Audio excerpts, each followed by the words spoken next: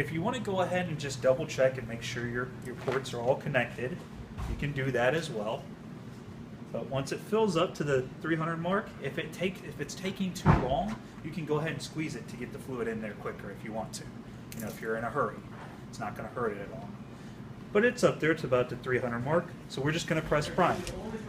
We press prime one time, and it's going to automatically prime the cassette. It's going to take about 15 seconds to prime this cassette. Once it's done priming the cassette, we just have to manually hold down the prime button, and you can see it's done priming the cassette. What we want to do is just manually hold down this prime button until we watch this fluid work its way all the way through, and there's no more air in this patient line. You can see that there's air bubbles because this line is not primed yet. So what I'm going to do is just hold this button down, and I'm going to watch that last air bubble that's right there go all the way through. And once it's out, then I can release the button, I can unhook it and hook it up to the patient. And I'm just going to leave it hooked up here for now, and then we can play with the machine, and it's just going to recirculate the fluid the whole time. Now remember that with it being at that angle, if you let it sit there for a while, you might want to press a prime button one more time just to get that little bit of air that gathers in there. If it's, you know, if you prime it and you don't hook it directly to the patient right then, it could gather a little bit of air. That makes sense to everybody. But now we're primed, ready to go. Any questions on the priming? Everybody's good with that? Okay. So we're primed, we got it set up. Using our imaginations, this is hooked up to our patient. It's not hooked up to the reservoir. We want to go ahead and start the machine. So when I press start, it's going to take me a default of 120 mLs per hour, which is that number right there. You can see next to the slow button, it says mLs per hour. If we're okay with that speed, we can just go ahead and press start. It's going to be very slow.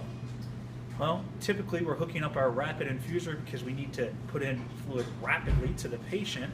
So if we want to go at a rapid speed, which would be mLs per minute, you go ahead and press the rapid button, which takes us to mLs per minute. It's going to take us to a default of 500 mLs per minute.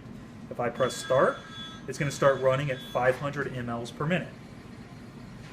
Now it's just dumping the fluid back through and pulling it from the bottom. And we could sit there and run at that speed. If we want to go quicker, we just press up or press down. It's your call. If you want to jump back to the slow speed, which would be mLs per minute, just go ahead and press the slow button, press start, and then choose whatever rate you want to go from there. So it's very, very simple. Once we are running, this is going to automatically tell you how much fluid is being induced the whole time right across the screen. It's going to warm it as well, too. It's going to tell you the temperature of the fluid. It's always set at 40 degrees Celsius. So it's always going to warm it at 40 degrees Celsius. If you do want to shut the warmer off, you can just go ahead and turn the warmer off by pressing this button here, and it will shut the warmer off for you, and you can run cold fluid if needed. This is going to automatically sense the pressure inside the tube as well. So this is the first machine that's FDA approved, or first rapid infuser that's FDA approved for peds and geriatric patients.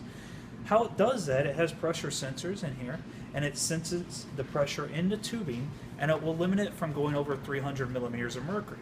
So even if we have a very small catheter, the machine will sense the pressure, back off on the speed, therefore backing off on the pressure to keep it under 300 millimeters of mercury the whole time. Now, if we have a ped or geriatric patient, we can just press the button here to take it to 100 millimeters of mercury. Now what could happen, if you accidentally hit that button, it's going to keep those pressures underneath the 100 millimeters of mercury, so you're really limiting your speed of the machine because the pressure is going to be so low. So if we ever run into an issue where you think the machine's not running at its max capabilities, you want to first make sure we don't have an extension in a very small catheter, and then we want to make sure that we have it set to 300 millimeters of mercury. Does that make sense to everybody, how it automatically backs off on the pressure? But this is how you can change it. You just toggle back and forth from 300 to 100. Well, it says you're on battery. Are you in power?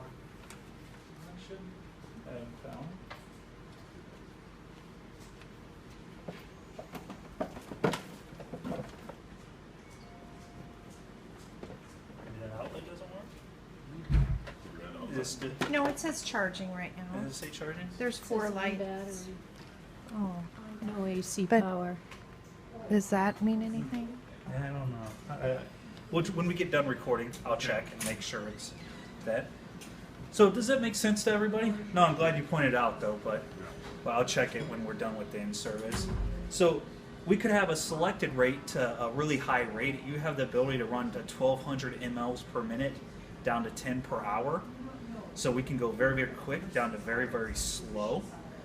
So you can have it selected very high, but it could be running a lot lower because it's sensing the pressure and it's limiting the pressure. So you're two different settings there.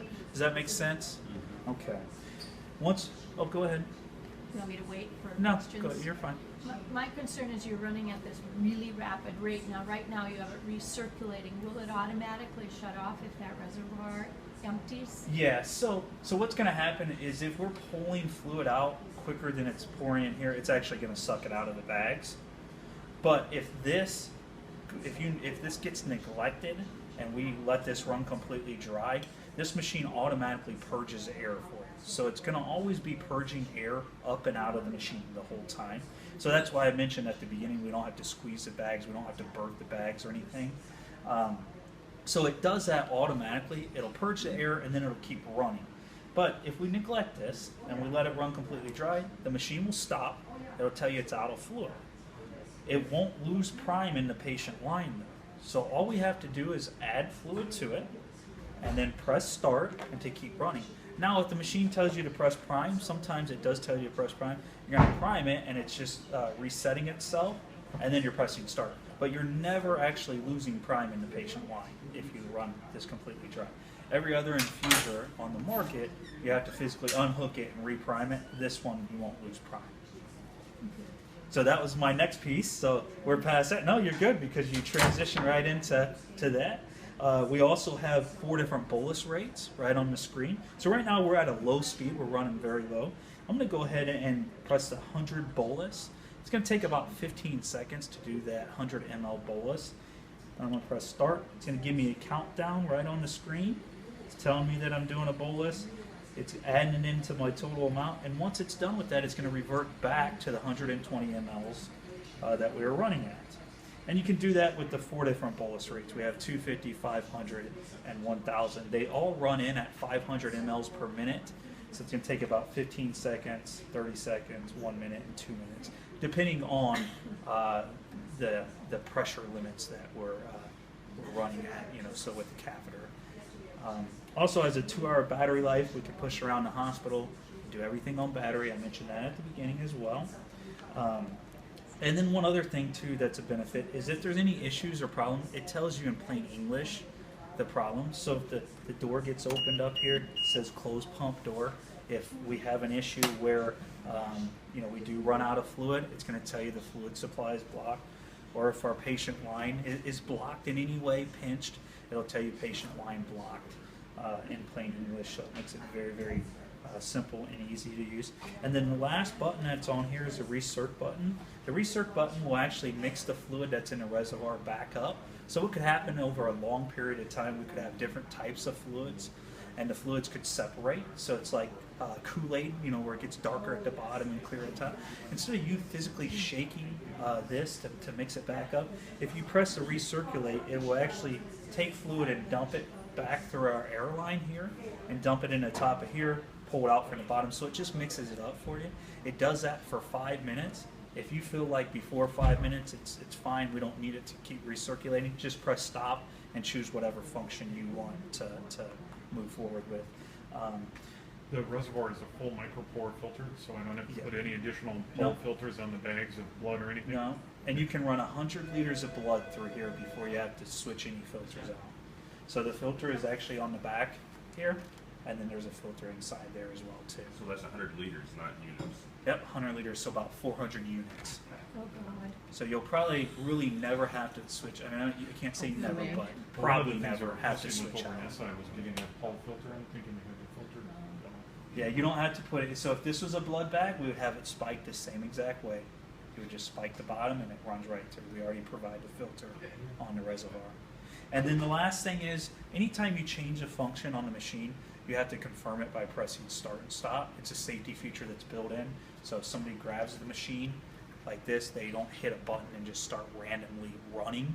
Now that's when we're changing the speeds from rapid and slow and bolus. But if we do hit the max pressure, we don't have to confirm it. So Just always make sure that we have it at the 300 if it is I guess a normal adult, not a ped or geriatric patient. If we have a geriatric or ped, we can turn it down to the 300 just by turning it. Can Then you run all blood products through it? the same Platelets. contraindications. Platelets